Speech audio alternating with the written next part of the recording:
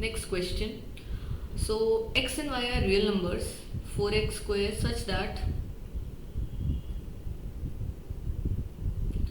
4x square plus 4y square minus 4xy minus 6y plus 3 equal to 0. We need to find the value of 4x plus 5y.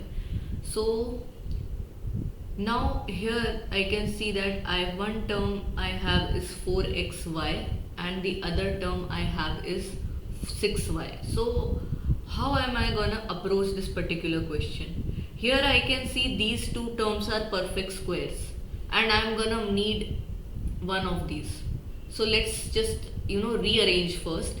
So 4x square, I think I'll keep this in front, minus 4xy, and then I'll write 4y square and then minus 6y plus 3 equal to 0. Now what I'm gonna do is I'll write 4x square as 2x whole square minus, can I try and break this in 2ab format? So let's do it. 2, if I'm keeping 2x as a, then I have 2x, and now b will be only left with y. So here what I'll do is I'll write 4y square as y square plus 3y square. Okay, so because I need only one y square here to complete this term as a minus b whole square.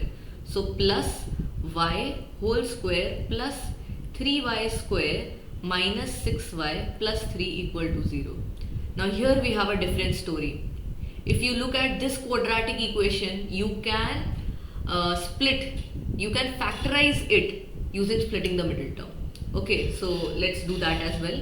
So this thing I can write it down as 2x minus y whole square plus, now the middle term is minus 6 and we have to split minus 6 in such a way that the sum is minus 6 and the product is what? 9. So what I can do is either you can take 3 common, it will become way more easier. Okay, so this will be 3y square minus 3y minus 3y minus 3 into minus 3, which is plus 9, that is what we want, equal to 0.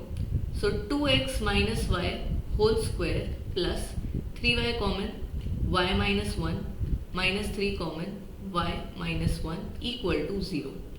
So 2x minus y whole square plus 3 common, let's take 3 common, and I'll get y minus 1 whole square equal to 0. Now if we observe these two terms carefully, we'll notice that these terms are both positive. Why? Because they have 2 as the power. So if you have 2 as the power, these numbers cannot be negative. And if sum of two positive terms, two positive numbers is 0, which means that both of these individually are 0. So what I am gonna do is 2x minus y equal to 0 and y minus 1 equal to 0. So I get the value of y as 1. If I substitute it here, so 2x equal to y, so x is equals to half. We need to find the value of what? 4x plus 5y. So 4, the value of x is half, plus 5, value of y is 1. So this gets cancelled out. This is 2. So 2 plus 5, your answer is